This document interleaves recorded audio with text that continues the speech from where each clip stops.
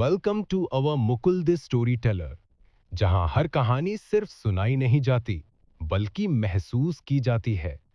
आज हम लेकर आए हैं दिव्य तपस्या अर्जुन देव की कहानी।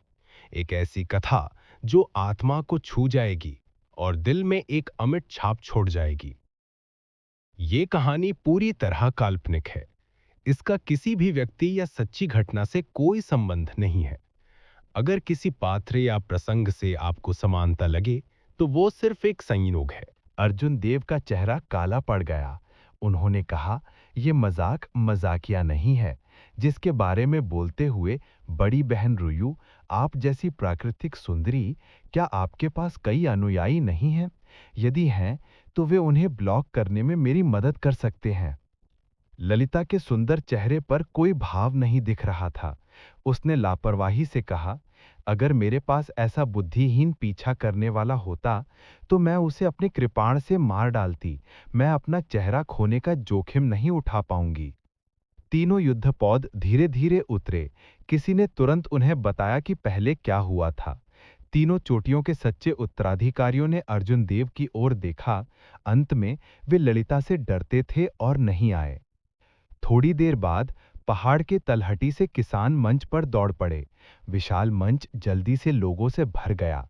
ऐसा लग रहा था कि एक मार्शल सम्राट की शिक्षाओं ने काश्तकारों के लिए एक घातक आकर्षण था। जब सुमेर वर्मा और अन्य लोगों ने अर्जुन देव को देखा, तो वे जल्दी से वहां से चले गए। हालांकि सुमेर वर्मा ने अर्जुन देव को केवल बधाई दी, इससे पहले कि वे जेड मेडन पीक के शिष्य थे। ललिता ने ठंडे स्वर में कहा, बेकार। बो। बस इसी समय परिवेश में एक तीव्र स्थानिक उतार चढ़ाव दिखाई दिया। लहरें हवा में फैलती देखी जा सकती थीं। ये इस बात का संकेत था कि एक मार्शल सम्राट आ रहा है। जब एक कृषक मार्शल सम्राट के दायरे में पहुंचता है, तो उन्हें स्थान के नियमों की बुनियादी समझ होती है। एक पल में 1000 किलोमीटर का सफर तय करना उनके लिए कोई कठिन काम नहीं था। वे अपने स्वयं के कानून विकसित करने और 1000 साल के जीवन काल वाले एक मार्शल ऋषि बनने में सक्षम होंगे। हालांकि पिछले 1000 वर्षों में महान महान राष्ट्र में बहुत कम मार्शल ऋषि थे।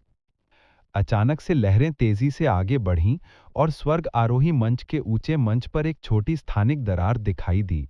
एक बूढ़े आदमी की आकृति कहीं से भी दिखाई दी। बूढ़े आदमी का चेहरा झुर्रियों से ढका हुआ था और उसका शरीर बहुत सुस्त था। हालांकि उसकी आंखें तारों की तरह चमकीली थीं, गहरी और दूर, जैसे कि उनमें एक असीम ब्रह्मांड हो। एक शक्तिशाली आभा तुरंत पूरे पर्वत शिखर पर फैल गई। सभी को एक बड़ा दबाव महसूस हुआ और शोरगुल वाला हेवन असेंडिंग प्लेटफॉर्म तुरंत शांत हो गया। अर्जुन देव ने प्लेटफॉर्म पर बैठे कृषक को देखा और आश्चर्यचकित रह गए। ये शायद एक शिखर मार्शल सम्राट की ताकत थी। वे मार्शल सेज बनने से सिर्फ एक कदम दूर थे। ये तब था जब बूढ़ा आदमी इतने लंबे समय तक टिक सकता था। उसने कहा, मैं बहुत समय से बाहर नहीं आया हूं। मुझे नहीं पता कि मुझे भविष्य में मौका मिलेगा भी या नहीं। मैं बहुत ज्यादा बकवास नहीं बोलूंगा। मैं केवल अपने पिछले अनुभवों के बारे में बात करूंगा। हालांकि हर किसी का अपना स्टाइल होता है। आंख बंद करके दूसरों का अनुसरण ना करें। आपको अपनी स्थिति पर विचार करना होगा और जितना आप चबा सकते हैं उससे ज्यादा नहीं काटना होगा। बूढ़े की कुछ कर्कश आवाज सभी के कानों तक पहुंची।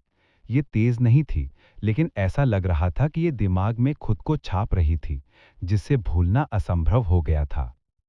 मैं जब छोटा था, तो मैंने एक सपना देखा था। मैं अपनी प्यारी कृपाण को स्वर्गीय कृपाण मंडप में ले आया। मैं दुनिया का सबसे मजबूत ब्लेड्समैन बनना चाहता था। मैं अनब्लॉकेबल कृपाण तकनीक, दुनिया की सबसे तेज कृपाण तकनीक सीखना चाहता था।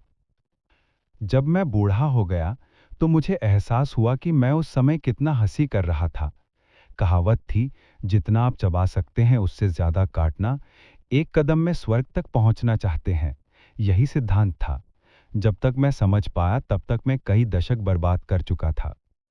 सब लोग सोचते हैं कि कृपाण अत्याचारी और क्रूर है। हालांकि वे नहीं जानते कि हर कृपाण की अपनी भावनाएं होती हैं। वे पानी की तरह कोमल, मुक्त और असंयमित हो सकती हैं। या प्रत्यक्ष हो सकती हैं। हर ब्लेड्समैन का अपना व्यक्तित्व होता है। मुझे याद है कि अतीत में मैं कुछ राक्षसी प्रतिभाओं से मिला था। कई वर्षों तक मेरे साथ रहने वाली कृपाण मौके पर ही टूट गई। मैंने कुछ कृपाणों पर स्विच किया और कई वर्षों तक कठोरता से प्रशिक्षण लिया, लेकिन मैं अब भी उन प्रतिभाओं का मुकाबला नहीं कर सका। कुछ लोगों को स्वर्ग का आशीर्वाद मिलता है। ऐसे जीनियस से सभी की मुलाकात होगी। चाहे कुछ भी हो, आप अपनी कृपाण बदल सकते हैं, लेकिन ब्लेड्समैन का दिल हिलाया नहीं जा सकता। इस बूढ़े ने बहुत धीरे से बात की। उसके भाषण की सामग्री अर्जुन देव की अपेक्षा से बहुत अलग थी। अर्जुन देव ने मूल रूप से सोचा था कि बूढ़ा आदमी किसी शक्तिशाली मार्शल तकनीक के बारे में बात कर रहा होगा। कौन जानता था कि उसने केवल बूढ़े आदमी की कुछ समझ और अनुभवों के बारे में बात की थी। बूढ़े का लहजा अत्यंत शांत था। उसने किसी क्लासिक का हवाला नहीं दिया और ना ही कोई लंबी कहानी तैयार की। बूढ़े व्यक्ति ने केवल उन समस्याओं के बारे में बात की जो उन्हें उस समय हर खेती क्षेत्र में सामना करना पड़ता था। बूढ़े के सामान्य अनुभव उसकी सामान्य बोलने की गति के साथ बहुत शांत थे। हालांकि उपस्थित सभी को किसी न किसी तरह की समझ थी। ये इसलिए था क्योंकि बूढ़े व्यक्ति ने जिन अनुभवों के बारे में बात की थी, वे सभी खेती क्षेत्रों के काश्तकारों द्वारा अनुभव किए गए थे। उनकी कई समस्याओं का जवाब बूढ़े व्यक्ति के शब्दों से दिया गया था। जब बूढ़े व्यक्ति ने मार्शल ग्रैंड मास्टर होने के दौरान आने वाली समस्याओं और विफलताओं के बारे में बात की, तो अर्जुन देव ने बहुत ध्यान से सुना। उसके बाद उसने इसे अपनी वर्तमान स्थिति के साथ जोड़ा। उनके सामने आने वाली कई समस्याएं अचानक से दूर हो गईं। उसके बाद जब बूढ़े व्यक्ति ने मार्शल संत क्षेत्र के बारे में बात की, तो यह अर्जुन देव के लिए एक प्रकाश स्तंभ की तरह था। इस तरह से वे कई चक्करों से बच पाएंगे। बूढ़े ने न केवल अपने अनुभवों के बारे में बात की, बल्कि कृपाण तकनीकों की अपनी कुछ अनूठी समझ के बारे में भी बात की। उनके पास जो भी समझ थी, उसे अपने स्वयं के अनुभवों के साथ जोड़ा जाएगा। उदाहरण के तौर पर व्यावहारिक उदाहरण दिए जाएंगे। ये व्यापक नहीं था, जो उपस्थित सभी इसे आसानी से समझ सकते थे। अर्जुन देव बूढ़े की प्रशंसा किए बिना नहीं रह सके। यही तो सच्चे महासरदार होता है। वे दिखावा नहीं करते, दिखावा करते नहीं, बड़ी लेकिन खाली बातों पर नहीं करते, जानबूझकर रहस्यमयी चीजें नहीं करते, क्योंकि अगर वे ये कहते भी तो इसे कोई नहीं समझता। ये सिर्फ सुनने वालों को भ्रमित करता। व्यक्ति की प्रतिभा ये तय करती है कि वो कितनी तेजी से आगे बढ़ सकता है। जहां तक व्यक्ति के दृढ़ता का सवाल है, ये तय करता है कि वे कितनी दूर तक जा सकते हैं। कोई टैलेंट के कारण खुद को नहीं छोड़ सकता, खुद को नीचा दिखा सकता है। दृढ़ता सबसे महत्वपूर्ण चीज है। इतना कहकर बूढ़ा चुपचाप चला गया। उसकी आवाज अब भी सभी के कानों में गूंज रही थी, इसलिए किसी ने बूढ़े व्यक्ति के जाने पर ध्यान नहीं दिया। बहुत देर बाद सभी को होश आया। तभी उन्हें एहसास हुआ कि बूढ़ा आदमी पहले ही लंबे समय के लिए जा चुका था। पत्थर का चबूतरा अपनी हलचल भरी स्थिति में लौट आया। किसान 2 और 3 के समूहों में चले पहाड़ से नीचे उतर रहे थे और अपने पहले के अनुभवों पर चर्चा कर रहे थे। योगेंद्र शर्मा ने कुछ उत्साह से कहा, जब तक मुझ में दृढ़ता है तो मैं एक दिन मार्शल मोनार्क बन जाऊंगा। इससे पहले बूढ़े आदमी ने इस बारे में बात की थी कि कैसे वो एक बार एक ऐसे मजबूत कृषक से मिला था जिसने भौतिक शरीर की खेती की थी।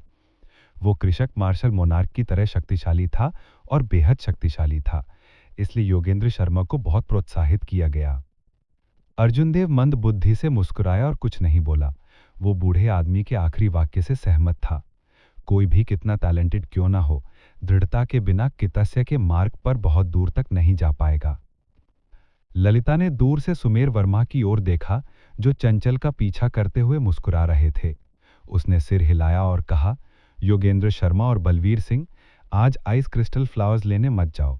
इसे अर्जुन देव और स्वीफेंग पर छोड़ दो। मैंने आज सुबह स्वीफेंग से बात कर ली है, तुम्हें बस उसका इंतजार करना होगा। लेकिन आज सुबह मैंने स्वीफेंग से बात कर ली है, तुम्हें बस उसका इंतजार करना होगा।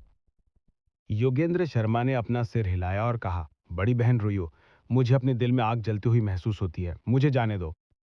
आपका सिर जल रहा है? ललिता ने म्यान का इस्तेमाल किया और मोटे योगेंद्र शर्मा पर जोर से दस्तक दी। क्या आप वास्तव में कुछ शब्दों को सुनने के बाद सोचते हैं कि आप एक विशेषज्ञ हैं? पहले शांत हो जाओ। योगेंद्र शर्मा ने दर्द महसूस किया और तुरंत चुप हो गए। उन्होंने अपने खून की जलन के बारे में और कुछ नहीं कहा। वो बेरंगियों के पीछे पीछे पहाड़ की तह तक चला गया। अर्जुन देव ने नहीं छोड़ा। वो जहां था वहीं खड़ा रहा और सुमेर वर्मा का इंतजार करने लगा। थोड़ी देर बाद सुमेर वर्मा अर्जुन देव के पास चले गए। अर्जुन देव को इस बात से आश्चर्य हुआ कि जेड मेडन पीक, चंचल की शीर्ष सुंदरता भी इसका अनुसरण करती है। अर्जुन देव ने थोड़ी भौहें सिकोड़ ली। ये क्या है? ये बटुका सुमेर वर्मा बहुत लापरवाह है। वो उचित व्यवसाय करने के लिए बाहर जा रहा है, लेकिन फिर भी वो अपने साथ एक लड़की लाता है। सुमेर वर्मा जल्दी से चला गया। उसका सुंदर चेहरा मुस्कुराहट से भर गया था जब उसने उसे अर्जुन देव से मिलवाया था। ये जेड मेडन पीक से मिस जीनून है। इस बार वो हमारे साथ एविल विंड वैली जा रही है। नमस्ते, मैं चंचल हूँ। सुमेर ने पहले मुझसे आपका उल्लेख किया था। चंचल मंद मंद मुस्कुराए और अर्जुन देव को नमस्कार करने की पहल की। जब अर्जुन देव चंचल के इतने करीब खड़े थे तो उस तरह की अविस्मरणीय सुंदरता ने उनका दम घोट दिया। हालांकि अर्जुन देव ने कई सुंदरियों को देखा था, वो उनके प्रति कुछ हद तक प्रतिरक्षित थे। उसकी अभिव्यक्ति नहीं बदली जब उसने धीरे से मुस्कुराया। मुझे आश्चर्य है कि मिस चंचल हमारे साथ एविल विंड वैली क्यों जा रही हैं। इससे पहले कि चंचल कुछ कहती, सुमेर वर्मा ने पहले बोला, एक कृषक होने के अलावा शीनिन एक एल्केमिस्ट भी है। यद्यपि वो संप्रदाय में कुछ जड़ी बूटियां प्राप्त कर सकती है, लेकिन ये उसके कंट्रीब्यूशन पॉइंट्स पर बहुत कर लगाने वाला है। इस प्रकार वो उनमें से अधिकतम खुद चुनती है। चंचल ने सिर हिलाया, चुपचाप सुमेर वर्मा की बातों से सहमत हुई। अर्जुन देव अवाक रह गया। उनके रवैये को देखकर अर्जुन देव को ये यकीन हो गया था कि सुमेर वर्मा ने पहले कभी भी चंचल का हाथ भी नहीं पकड़ा था। कोई बात नहीं, जब तक मैं आइस क्रिस्टल फूल प्राप्त कर सकता हूँ ये ठीक रहेगा। उम्मीद है कि कुछ भी अप्रत्याशित नहीं होगा, अर्जुन देव ने बेबसी से सोचा। वे तीनों पहाड़ से उतरने लगे। रास्ते में सुमेर वर्मा बहुत जीवंत थे। उन्होंने सभी प्रकार के विषयों पर बात की। कभी कभी चंचल धीरे से मुस्कुराई। वो अत्यंत सुंदर थी, जिसे सुमेर वर्मा बहुत संतुष्ट महसूस कर रहे थे। अर्जुन देव ने सिर हिलाया, लेकिन वो कुछ नहीं कर सकता था। उनके तीनों के पहाड़ से नीचे उतरने के बाद उन्होंने लिंगवेन पर्वत श्रृंखला नहीं छोड़ी। इसके बजाय वो स्वर्गीय सेबर मंडप की स्पिरिट बीस्ट वर्कशॉप में गए। एविल विंड वैली की यात्रा बहुत लंबी थी। हालांकि वो तीनों धीमे नहीं थे, लेकिन वो यात्रा में अपना सार बर्बाद नहीं करना चाहते थे। इस प्रकार उन्होंने कुछ तेज घोड़ों को किराए पर लेने की योजना बनाई। अपने इंटरनल डिसिप्लिन पहचान पदकों का उपयोग करते हुए वे तीनों सबसे कम रैंक वाले घोड़ों को मुफ्त में किराए पर ले सकते थे। अगर वो स्पिरिट बीस्ट को किराए पर लेना चाहते थे तो उन्हें अतिरिक्त पैसा देना होगा। स्पिरिट बीस्ट वर्कशॉप में हर प्रकार के स्पिरिट बीस्ट थे। यदि आपके पास पर्याप्त स्पिरिट स्टोन्स हैं तो आप अपने लिए लड़ने के लिए कुछ उच्च रैंक के स्पिरिट बीस्ट को किराए पर ले सकते हैं। हालांकि वे तीनों केवल इन स्पिरिट बीस्ट को ही देख सकते थे। उन्हें किराए पर लेना बहुत महंगा था। हालांकि अर्जुन देव के पास पैसों की कमी नहीं थी, लेकिन उनके लिए खुद को उजागर करना अच्छा नहीं था। अपने घोड़ों को चुनने और उनकी पंजीकरण करने के बाद उनके पीछे से एक असंगत आवाज आई, भाई लियू रुको। अर्जुन देव ने एक नजर डालने के लिए अपना सिर घुमाया। वास्तव में कन्हैया मेहरा था, जो भीड़ की ओर 3 मीटर ऊंचे फ्लेम क्लाउड कोल्ट की सवारी कर रहा था। कुछ बियून पीक शिष्य उसके पीछे फ्लेम क्लाउड कोल्ट की सवारी कर रहे थे, धीरे धीरे उसके पीछे चल रहे थे। ये फ्लेम क्लाउड कोल्ट एक रैंक 3 घोड़ा प्रकार का स्पिरिट बीस्ट था। उसका फर आग के लाल बादल के समान था। ये बहुत सुंदर दिख रहा था। इसके अलावा जब ये सरपट दौड़ता था तो ये आग के बादल की तरह बहुत तेज था। सुमेर वर्मा ने जब कन्हैया मेहरा को देखा तो उनके चेहरे से मुस्कुराहट गायब हो गई। उन्होंने तुरंत अपना सिर घुमाया और कहा, उसे नजरअंदाज करो, चलो। उसके बोलने के बाद वो अपने घोड़े पर सवार हो गया। उसके पीछे अर्जुन देव और चंचल भी थे। जल्द ही वे कन्हैया मेहरा की नजर से ओझल हो गए। कन्हैया मेहरा ने ठंडे स्वर में मुस्कुराया और जिस घोड़े पर वो बैठा था उसे सहलाया। कहा, तब तक इंतजार करो जब तक मैं तुम्हारी बहन की देखभाल न कर लूं। देखते हैं तुम कितने गुस्से में हो। उसके पीछे बैठे सुधीर ने अचानक कहा, सीनियर ब्रदर सॉन्ग, उस बटुके के लिए महारंगियों खूल छोड़ना आसान नहीं था। ये एक अवसर है। अगर हम तेज हैं तो हम उन्हें जल्दी ही पकड़ लेंगे।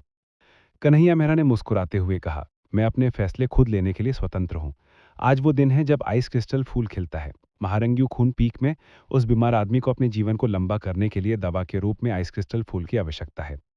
ऐसा लग रहा था कि बियून पीक और महारंगियों पीक के बीच एक बड़ा संघर्ष था। अन्यथा कन्हैया मेहरा को देखते ही लयू बहनों के चेहरे तुरंत नहीं बदल जाते। हालांकि अर्जुन देव उत्सुक थे, लेकिन यह स्पष्ट था कि सुमेर वर्मा इस विषय पर बात नहीं करना चाहते थे। इस प्रकार अर्जुन देव ने धबकार नहीं मांगी। वे तीनों अपने घोड़ों पर सरपट दौड़ने लगे, धूल का एक बादल उड़ाते हुए। यद्यपि वे फ्लेम क्लाउड कोल्ट जैसे घोड़ों पर सवार नहीं कर रहे थे, फिर भी वे सामान्य घोड़ों की तुलना में बहुत तेज थे। 4 घंटे की यात्रा के बाद वे तीनों आखिरकार एविल विंड वैली पहुंचे। पहले की तरह एविल विंड वैली के बाहर का क्षेत्र बहुत भीड़भाड़ वाला था। ये शायद पहली बार होगा जब चंचल इस तरह की जगह पर आई होगी। वो बहुत उत्सुक थी और उसने चारों ओर देखा। हालांकि उसके जैसी पूर्ण सुंदरता के लिए अगर वो बाहर जाते समय कम प्रोफाइल रखती तो उसका ध्यान का केंद्र बनना तय था। जल्द ही उसने घाटी के बाहर के सभी कल्चरिस्ट का ध्यान आकर्षित किया। अर्जुन देव कुछ लोगों को अपनी डांट अगलते हुए भी सुन सकता था। ये उतना ही शोचनीय था जितना आप कल्पना कर सकते हैं। वो अपने दिल में कड़वाहट के साथ मुस्कुरा नहीं सका और उसने उम्मीद की कि कोई परेशानी नहीं होगी। सौभाग्य से उनकी कमर पर चांदी के टोकन स्पष्ट रूप से उनकी पहचान का संकेत दे रहे थे। ये भारी संप्रदाय के शिष्य उन्हें केवल देख सकते थे और कुछ भी अनुचित करने की हिम्मत नहीं कर सकते थे। यहाँ तक कि आंतरिक संप्रदाय का सबसे साधारण शिष्य भी तीन भारी संप्रदाय के शिष्यों को आसानी से कुचल सकता था। यह अंतिम स्थान की कठोर उन्मूलन प्रणाली के कारण हुआ था। इस समय सुमेर वर्मा का रंग पहले ठीक हो चुका था। उसने जान पहचान के घोड़े रखने के लिए जगह ढूंढ ली। फिर तीनों ने जल्दी से इविलविंड वैली में प्रवेश किया। शीन्यून, मुझे डर है कि कुछ हो सकता है। कैसा रहेगा हम पहले आइस क्रिस्टल फूल लेने चले? सुमेर वर्मा ने शीन्यून से पूछा। शीन्यून मंद मंद मुस्कुराई और कहा, मुझे कोई आपत्ति नहीं है। आखिरकार मैं अपने औषधीय पनीखों के लिए जल्दी में नहीं हूँ। उसे बस दृश्यों को लेने के लिए पहाड़ से नीचे जाने के रूप में समझें। ये सुनकर सुमेर वर्मा मुस्कुरा दिए। वो जल्दी से उस स्थान की ओर चला गया जहां पर आइस क्रिस्टल फूल था। महारंगियों पीक में एक सीनियर व्यक्ति था जिसे अपने जीवन को लंबा करने के लिए एक घटक के रूप में आइस क्रिस्टल फूल की आवश्यकता थी। इस प्रकार समय समय पर वो उसे लेने आता था। सौभाग्य से वो लगभग पूरी तरह से ठीक हो चुका था। इस बार चुनने के बाद उसे पूरी तरह से ठीक होने में सक्षम होना चाहिए। भविष्य में और कोई समस्या नहीं होगी। सुमेर वर्मा ने आगे का नेतृत्व किया। वे इस जगह पर एक या दो बार से अधिक आ चुके थे। वह अर्जुन देव की तुलना में इससे कहीं अधिक परिचित थे। चलते समय वे नदी और जंगल से होकर गुजरे। चट्टान पर पहुंचने से पहले वे किसी भी स्पिरिट बीस्ट से नहीं मिले। कुछ गड़बड़ है, एक समस्या है। वे तीनों जंगल से बाहर निकले ही थे कि ठंडी हवा के साथ खून की तेज गंध आई। आगे बढ़ते ही सुमेर वर्मा के हाव भाव ठंडे पड़ गए। ऊंची चट्टान के नीचे दो युवा आइस एप्स की लाशें पड़ी थीं। उनकी छाती फट गई थी और मूल्यवान आंतरिक अंग और स्पिरिट कोर सभी ले लिए गए थे। चट्टान को देखते हुए वह स्थान जहां आइस क्रिस्टल फूल हुआ करता था अब खाली था। आइस क्रिस्टल फूल, यहां तक कि उसके पत्ते भी किसी ने बाहर निकाले थे। यह एक ऐसी दवा थी जिसका इस्तेमाल जान बचाने के लिए किया जा सकता था। अप्रत्याशित रूप से इसे किसी ने ले लिया था। सुमेर वर्मा ने बुदबुदाते हुए खाली अभिव्यक्ति प्रकट की। ये कैसे हो सकता है? कौन इतना दुष्ट है कि जड़ें उखाड़ता है? अर्जुन देव ने जमीन पर युवा आइस वानरों की लाशों को देखा। खून अभी जमा नहीं हुआ था और घावों पर दांतेदार दांत अभी भी बहुत स्पष्ट थे। इसका मतलब था कि लोगों का ये समूह लंबे समय तक नहीं गया था। अर्जुन देव ने अपनी आध्यात्मिक भावना का विस्तार किया और इसे निरंतर फैलाया। एक पल में आसपास के 2000 मीटर की दूरी अर्जुन देव के दिमाग में अंकित हो गई। अर्जुन देव ने एक एक करके कृषकों को सफाया किया। अंत में दो medial grade martial grand masters को अर्जुन देव ने घूर कर देखा। उनकी कमर पर चांदी के पदक बहुत ही आकर्षक थे। अपनी आध्यात्मिक भावना को वापस लेते हुए उसने इसे एक पंक्ति में बदल दिया और उन दोनों को स्कैन किया। दरअसल उसने देखा कि उनमें से एक की छाती में एक पूरा आइस क्रिस्टल फूल लिपटा हुआ था। उन दोनों के काफी देर तक चलने के बाद वे एक घने जंगल में रुक गए। फ्लेम क्लाउड कोल्ड्स पर सवार काश्तकारों का एक समूह लंबे समय से वहां इंतजार कर रहा था। उनका नेतृत्व करने वाला व्यक्ति कन्हैया मेहरा था। उसने आइस क्रिस्टल फूल प्राप्त किया और एक भयानक मुस्कान प्रकट की। उसने उदासीनता से कहा, ललिता, देखते हैं कि मैं तुम्हें कैसे रिजेक्ट करने जा रही हूं। जब मैं तुम्हें पूरी तरह से वश में कर लूंगा तो महारंगियून चोटी स्वाभाविक रूप से मेरे ब्यून चोटी पर कब्जा कर लेगी। अर्जुन देव के हाव भाव ठंडे पड़ गए। उसे बिना किसी कारण के अपने दिल में क्रोध महसूस हुआ। उसने अपने चेहरे पर एक भारी हत्या क्यों रिलावे किया और उसकी अभिव्यक्ति बहुत तेज हो गई। उन लोगों के बगल में शानदार वस्त्र पहने एक बाहरी संप्रदाय का कृषक था। ये निशान वाले व्यक्ति रोहित तोमर थे, जिन्होंने पहले अर्जुन देव का मजाक उड़ाया था। रोहित तोमर ने मंद मुस्कान के साथ कहा, बड़े भैया सॉन्ग, मैंने बहुत अच्छा काम किया है क्या? बाहरी संप्रदाय में मेरे पास सबसे अधिक जासूस हैं। अगर आप चाहते हैं कि मैं किसी पर नजर रखूं तो मैं निश्चित रूप से उनके बारे में सब कुछ जान पाऊंगा। ये रोहित तोमर शीहे प्रांत के तोमर कबीले के दूसरे युवा मास्टर थे। उनकी पृष्ठभूमि बहुत मजबूत थी। कन्हैया मेहरा ने उसे हल्के में लेने की हिम्मत नहीं की।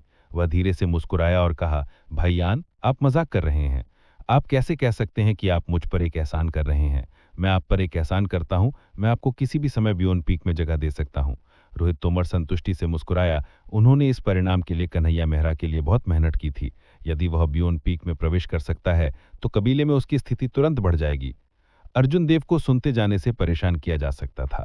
उन्होंने कन्हैया मेहरा के शरीर पर एक आध्यात्मिक चिन्ह लगाया और फिर अपनी आध्यात्मिक भावना को जल्दी से वापस ले लिया। सुमेर वर्मा के चेहरे पर अभी भी उलझन थी, जबकि चंचल जो उसके बगल में था, उसे ये नहीं पता था कि उसे कैसे मनाया जाए। अर्जुन देव ने कुछ देर सोचने के बाद कहा, "ये आइस क्रिस्टल फूल कन्हैया मेहरा ने लिया था।" कन्हैया मेहरा? ये सुनकर सुमेर वर्मा दंग रह गए। उन्होंने तुरंत कहा, "अर्जुन देव, तुम्हें कैसे पता चला?" अब यानोकर देव को उनसे ये नहीं कह सकते थे, तो उन्हें झूठ बोलना पड़ा। "मेरे पास एक गुप्त खजाना है जो चीजों को बहुत दृढ़ता से समझ सकता है। इससे पहले मैंने देखा कि 2 इंटरनल शिष्यों ने कन्हैया मेहरा को आइस क्रिस्टल फूल सौंपा था।" कितना घृणित! सुमेर वर्मा ने गुस्से से कहा। उनका दाहिना हाथ पहाड़ की दीवार पर जोर से टकराया। पत्थर की दीवार में दरारें आ गईं और चट्टान के टुकड़े गिर पड़े। ये सुमेर वर्मा मेरी बहन को धमकाने के लिए आइस क्रिस्टल फूल का इस्तेमाल करने की कोशिश कर रहा होगा। पहले उनके पिता शादी का बहाना लगाकर मेरी महारंगियों चोटी पर आक्रमण करना चाहते थे। मेरी बहन ने उसे अस्वीकार कर दिया तो वह हार नहीं माने। अब वह इस घृणित तरीके का इस्तेमाल कर रहे हैं। चंचल की विचार अधिक सूक्ष्म थे। उन्होंने अर्जुन देव से कहा, "अर्जुन देव, कन्हैया मेहरा कितने लोगों को लेकर आया? उनकी खेती कैसी है?" अर्जुन देव ने उत्तर दिया, "उन्हें मिलाकर कुल 10 आंतरिक शिष्य हैं। सबसे अधिक खेती वाला कन्हैया मेहरा है, जो एक पीक मार्शल ग्रैंड मास्टर है। इसके अलावा एक बाहरी शिष्य है, रोहित तोमर, एक अवर ग्रेड मार्शल ग्रैंड मास्टर। उन्होंने ही सुमेर वर्मा के ठिकाने का पता लगाया और इसे कन्हैया मेहरा को सूचित किया। जब चंचल ने यह सुना तो उसके खूबसूरत चेहरे पर एक चिंतित भाव प्रकट हो गया। सबसे कमजोर आंतरिक शिष्य एक medial grade martial grand master था। रोहित तोमर को जोड़कर उनके पास कुल 11 मार्शल ग्रैंड मास्टर थे। उसकी तरफ से केवल 3 लोग थे। ताकत में अंतर बहुत बड़ा था। सुमेर वर्मा की आंखों में एक ठंडी चमक चमक उठी। उसने ठंडे स्वर में कहा, "मुझे किसी और चीज की परवाह नहीं है। हमें आइस क्रिस्टल फूल प्राप्त करना होगा, अन्यथा मेरी बहन वास्तव में उसके हाथों में पड़ सकती है। अर्जुन देव, नेतृत्व करो। घाटी छोड़ने से पहले हमें उन्हें रोकना होगा।" अर्जुन देव ने सिर हिलाया और उस आध्यात्मिक छाप को महसूस किया जो उन्होंने प्राप्त की थी। उन्होंने blue dragon cloud soaring art का निष्पादन किया और उन लोगों की तरफ छोटे रास्ते के चारों ओर चक्कर लगाया। उसकी आकृति जमीन पर छलांग लगा रही थी, बिजली की तरह तेज आगे बढ़ रही थी। रास्ते में अर्जुन देव प्रतिवाद के बारे में सोचता रहा। ठंडी सोलिटरी सबवर्ट पैवेलियन के आंतरिक शिष्य सभी अभिजात्य थे। एक ही खेती के दायरे में सामान्य कृषक उनके लिए मैच होने से बहुत दूर थे। अर्जुन देव ने लापरवाही करने की हिम्मत नहीं की। अचानक अर्जुन देव रुक गए और कहा, "दूरी बहुत दूर है। इसके अलावा वे फ्लेम क्लाउड कोर्ट्स पर सवार हैं। हम उन्हें पकड़ नहीं पाएंगे।" अर्जुन देव के बोलने के बाद उनके दोनों के शौक की परवाह नहीं की। उनकी आंखों से एक चांदी का युद्धपोत में देखा और बहुत जल्दी कहा, "जल्दी से आगे बढ़ो।" स्थिति अत्यंत भयानक थी। हालांकि चंचल और सुमेर वर्मा चौंक गए थे, लेकिन उन्हें पूछने का मौका नहीं मिला। वे बिना कुछ कहे कूद पड़े।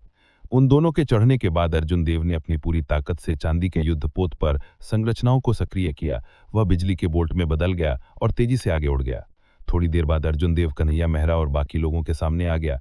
अर्जुन देव जल्दी से नीचे उतरे और एक बड़े पेड़ पर कूद गए। "उन्हें यहां से गुजरना चाहिए। कोई दया मत दिखाओ। उन सभी को मार डालो।" अर्जुन देव के शब्दों में कोई भावना नहीं थी। वे अतुलनीय रूप से ठंडे थे। चंचल और सुमेर वर्मा डर से कांपने लगे। चंचल ने कहा, "अर्जुन देव, सोलिटरी सबवर्ट्स पवेलियन में एक साथी शिष्य की हत्या करना बहुत बड़ा अपराध है। यदि आपकी खोज की गई तो आपको मौत के घाट उतार दिया जाएगा।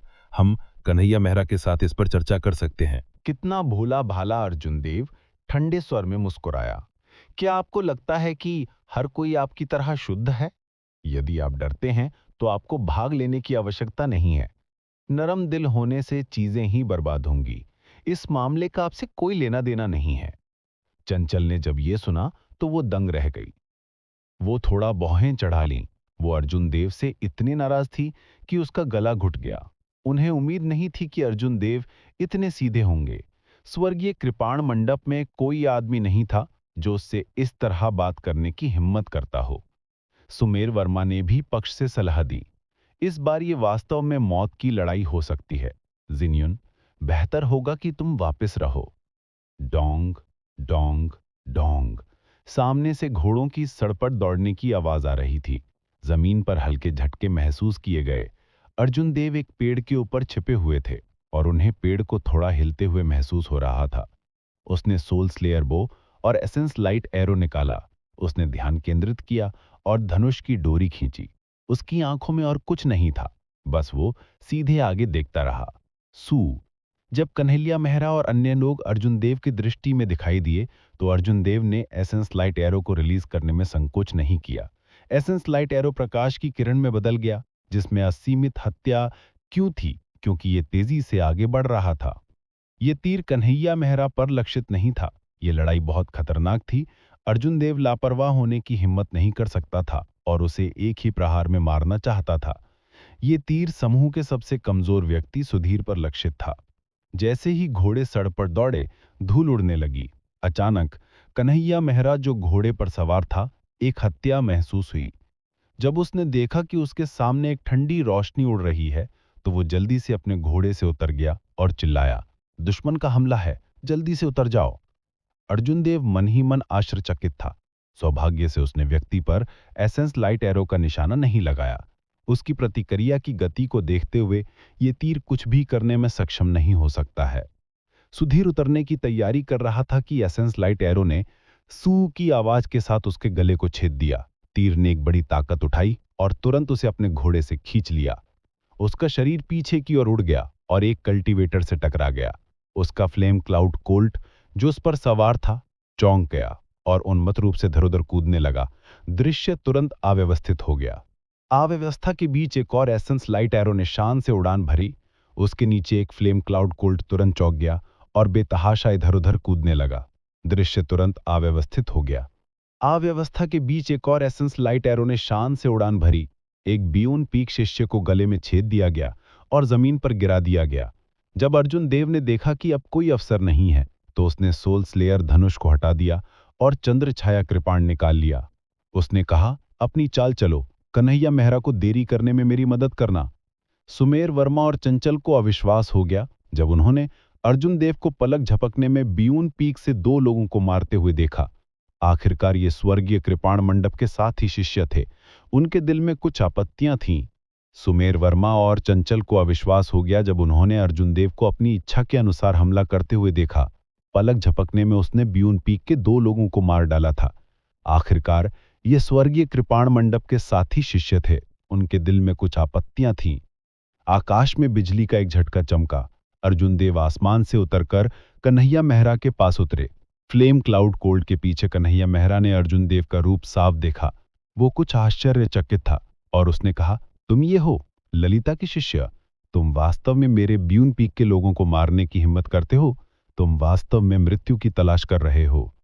जैसे ही वो बोला, शेष 9 कल्टीवेटर्स ने अपना सिर बाहर निकाल लिया। जब उन्होंने देखा कि अर्जुन देव अकेले हैं, तो उनका पहला डर तुरंत गायब हो गया। उन्होंने आक्रामक ढंग से अर्जुन देव को घेर लिया। चूंकि तुमने खुद को मेरे दरवाजे पर पहुंचा दिया, इसलिए मुझे दयालु होने के लिए दोष मत देना, उसे मार डालो। कन्हैया मेहरा ने ठंडे भाव से कहा। क्लैंग क्लैंग, कृपाणों के मयान खुलने की आवाज सुनी जा सकती है। कृपाणों की रोशनी उठी और हवा गरजने लगी। 8 सिलवटें तेजी से अर्जुन देव की ओर बढ़ीं। हत्या का असीमित इरादा अर्जुन देव की ओर बढ़ गया। कन्हैया मेहरा ने कोई कदम नहीं उठाया। उनकी नजर में अर्जुन देव पहले ही एक मरा हुआ आदमी था। उस पर कोई ध्यान देने की आवश्यकता नहीं थी। उन्होंने दूर से देखा और देखा कि 2 आकृतियां तेजी से भाग रही हैं।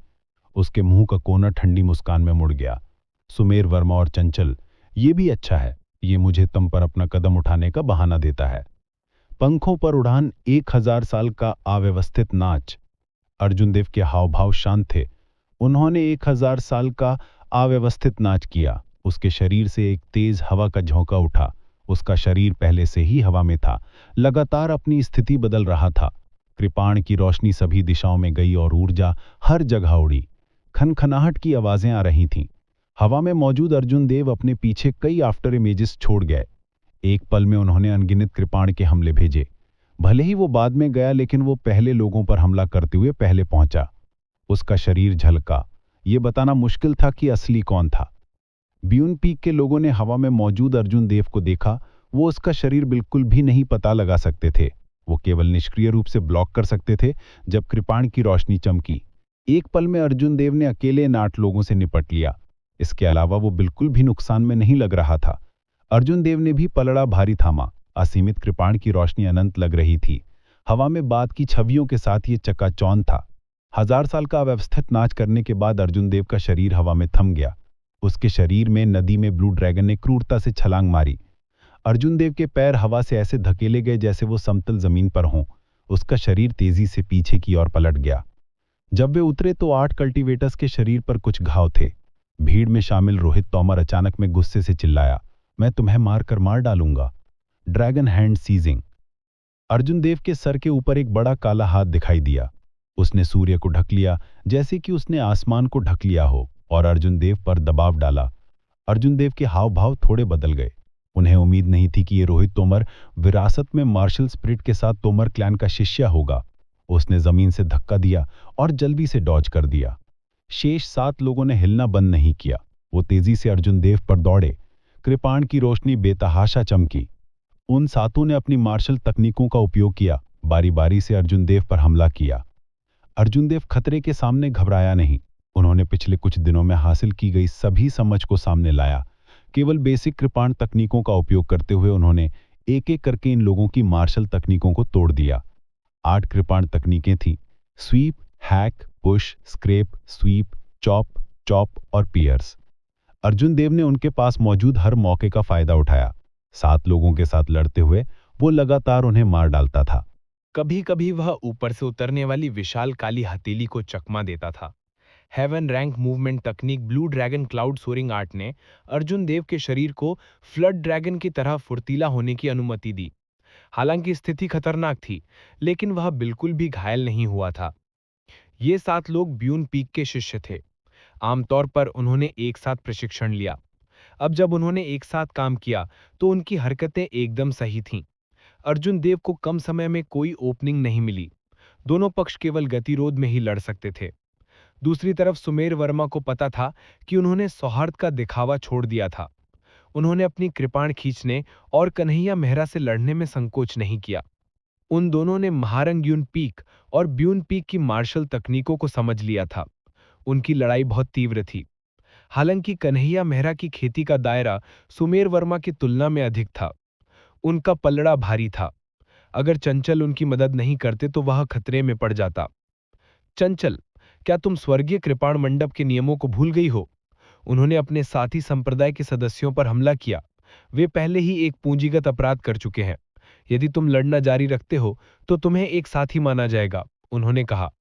कन्हैया मेहरा ने देखा कि लड़ाई खत्म नहीं होने वाली है, तो उन्होंने मनोवैज्ञानिक हथकंडे अपनाए और चंचल पर चिल्लाए। इन शब्दों ने चंचल के कमजोर बिंदु पर प्रहार किया। उसके हाथ मदद करने से नहीं रुक सके।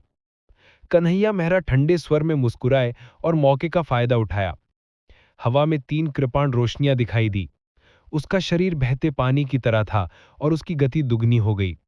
यह ब्यून पीक की 3 बहती बादल छवियां थीं। चंचल के साथ काम कर रहे सुमेर वर्मा को हैरान कर दिया। वह 3 कृपाण रोशनियों से मारा गया और उसकी छाती पर 3 खून के घाव दिखाई दिए। खून तुरंत बहने लगा। सुमेर वर्मा को घायल देखकर चंचल ने तुरंत होश में आ गया और कन्हैया मेहरा के हत्या की चाल को रोक दिया। इन दोनों ने मिलकर एक बार फिर कन्हैया मेहरा के हमले को रोकने का काम किया। हालांकि यह स्पष्ट था कि वे नुकसान में थे। अर्जुन देव ने 7 लोगों की कृपाण रोशनी को आसानी से निपटाया। जब उसने यह दृश्य देखा तो वह मदद नहीं कर सका, लेकिन खुद से आह भरने। जीवन और मृत्यु के महत्वपूर्ण क्षण में चंचल अभी भी अचंभे में है। यह छोटी लड़की अविश्वसनीय है। सुआ, यह देखकर कि अर्जुन देव विचलित हो गए हैं तो उनमें से एक ने अपनी गति बढ़ाने का अवसर लिया। उसके हाथ में कृपाण ने अर्जुन देव की बांह पर एक छोटा सा घाव छोड़ दिया। सभी अपने दिल में खुश थे। इतने लंबे समय तक लड़ने के बाद वे आखिरकार अर्जुन देव को घायल करने में कामयाब हो गए थे। उनका मनोबल बढ़ने के अलावा कुछ नहीं कर सका। उनकी कृपाण पर ठंडी रोशनी और भी तेज हो गई। अर्जुन देव मन ही मन मंद मुस्कुराया। जब उसने देखा कि विशाल काला हाथ फिर से उस पर उतर रहा है तो उसने जानबूझकर अपनी गति धीमी कर दी। अर्जुन देव विशाल काले हाथ से शॉक की लहर से टकरा गया और वह लड़खड़ा कर जमीन पर गिर पड़ा। उसके बाद वह जल्द ही दयनीय स्थिति में उठ गया। अर्जुन देव की पीठ भीड़ का सामना कर रही थी और उन्होंने तुरंत एक ओपनिंग का खुलासा किया। अर्जुन देव के शरीर पर कुछ और कृपाण रोशनियां गिरीं। जब तक अर्जुन देव मुड़े तब तक उनका शरीर पहले से घावों से ढका हुआ था। उनके चेहरे पर दर्द के भाव थे। वह बहुत दुखी लग रहा था। समय बर्बाद करने की कोई जरूरत नहीं है। एक बार और प्रयास करें और जल्दी से उसे मार डालें। टीम में मौजूद रोहित तोमर ने एक और ब्लैक हैंड इमेज भेजी और उत्साहित होकर कहा। 7 ब्यून पीक के शिष्य भी उत्साहित हो गए। जिस भी किसी ने पहले अर्जुन देव का वध किया होता उसे बहुत इनाम मिलता। उस समय कन्हैया मेहरा उन्हें अच्छा इनाम जरूर देते। उनका सार तेजी से कम हो रहा था क्योंकि वह लगातार सभी प्रकार की हत्या की चाल को अंजाम दे रहे थे। उनका मूल रूप से अच्छे से समन्वित फुटवर्क अब अव्यवस्थित हो गया था। वह केवल अर्जुन देव को जल्दी से मारना चाहते थे। लेकिन इन लोगों ने इस बात पर ध्यान नहीं दिया कि अर्जुन देव के शरीर पर कई घाव थे, लेकिन वे घातक नहीं थे। इसके अलावा घाव गहरे नहीं थे, केवल सतही घाव थे। हालांकि यह एक खूनी गंदगी की तरह लग रहा था, लेकिन वास्तव में यह उसके शरीर पर सभी सतही घाव थे। पिछले 2 महीने से अर्जुन देव हर दिन अपने शरीर को तड़का रहे थे। नियमित हमले अब उनके शरीर पर कोई घातक घाव नहीं छोड़ सकते थे। अर्जुन देव का मुद्रा भाव बेहद भद्दा था जब वह जल्दी से पीछे हट गए। उसके कदम बहुत अव्यवस्थित थे। मूसलाधार बारिश के हमलों का सामना करते हुए वह बाएं बाएं लहराता हुआ एक तैरता हुआ पत्ता था। वह गंभीर खतरे में घिरा हुआ था। ऐसा लग रहा था कि जब तक एक अंतिम प्रहार होगा, अर्जुन देव बिना किसी शव के तुरंत मर जाएगा। ठीक इसी समय एक ब्यून पीक का शिष्य पहले समूह को बहुत पीछे छोड़ चुका था, क्योंकि वह बहुत जल्दी में था। अर्जुन देव की आंखों में एक रोशनी चमकी। वह हिलना बंद हो गया और उसकी दाई आंख की गहराई में एक असीमित लौ जलने लगी। जब उस व्यक्ति ने देखा कि अर्जुन देव नहीं हिल रहे हैं, तो उसे आनंद हुआ। वह हवा में उछला और अपनी कृपाण से अर्जुन देव के सिर पर वार किया, जिससे तेज हवा चली। जब कृपाण अर्जुन देव के माथे से केवल 2 सेंटीमीटर की दूरी पर थी, तो अर्जुन देव की दाईं आंख से अचानक पिंकी जैसी मोटी लौ निकल पड़ी। उसकी गति बेहद तेज थी और उसने उस व्यक्ति के छाती को छेद दिया। उस व्यक्ति के छाती में एक छेद दिखाई दिया। उसने अविश्वसनीय अभिव्यक्ति प्रकट की। जब उसने देखा कि उसकी छाती का छेद तेजी से फैल रहा है, तो वह अतुलनीय रूप से भयभीत हो गया। वह कुछ पकड़ना चाहता था, लेकिन लौ के प्रसार को रोकने के लिए वह कुछ नहीं कर सका। पलक झपकते ही वह राख के ढेर में बदल गया और जमीन पर गिर पड़ा। जियो जियो! घटनाओं के अचानक मोड़ ने ब्यून पीक के शिष्यों को चौंका दिया। 3 ब्यून पीक के शिष्य जो जियो जियो के साथ अच्छे संबंध रखते थे, उन्होंने अपनी तार्किकता खो दी। वे गुस्से से दहाड़ने लगे और हवा में कूद पड़े। अर्जुन देव पर लगभग 6 मीटर लंबी 3 कृपाण रोशनियां टूट पड़ीं। अर्जुन देव ने एक तिरस्कारपूर्ण मुस्कुराहट प्रकट की। यद्यपि यह अतार्किक हमला क्रूर लग रहा था, लेकिन यह वास्तव में ओपनिंग से भरा हुआ था। यदि वह कुछ कौशल का उपयोग करता है तो वह इसे आसानी से प्राप्त कर सकता है। उसने अपने दाहिने पैर से एक छोटा कदम पीछे खींचा और पुल फॉर्मूला के 8 चरणों का उपयोग करते हुए अपने शरीर को थोड़ा सा झुका लिया। उन्होंने कृपाण तकनीक की 8 चालों को अंजाम दिया और धाई धाई की ध्वनि के साथ लूनर शैडो कृपाण ने 3 कृपाण हमलों को आसानी से रोक दिया। आकाश में विशाल काला हाथ फिर से संघनित हो गया। वह इस मौके का फायदा उठाकर अर्जुन देव पर हमला करना चाहती थी। तुम वास्तव में कभी खत्म नहीं हो रहे हो। अर्जुन देव ने ठंडे स्वर में सूंघा और अपना बायां हाथ आकाश की ओर इशारा किया। उनकी उंगलियों को तलवार के रूप में उपयोग करते हुए एक समान विशाल काला हाथ दिखाई दिया। विशाल हाथ की 2 उंगलियां एक तेज तलवार की तरह थीं और इसने रोहित तोमर के ड्रैगन सीजिंग हैंड को तुरंत तोड़ दिया। अर्जुन देव का मुद्रा भाव नहीं बदला। उसने अपना बायां हाथ खोला और विशाल काला हाथ 5 उंगलियों के साथ एक विशाल पहाड़ में बदल गया। यह कैसे हो सकता है? मेरे तोमर कुल के ड्रैगन सीजिंग हैंड में विरासत में कोई मार्शल आत्मा नहीं है। इसे निष्पादित करना असंभव है। वह इसे कैसे सीख सकता है? रोहित तोमर के अविश्वासी भरी निगाहों के नीचे विशाल हाथ नीचे गिरा और उसे जमीन पर पुश कर दिया।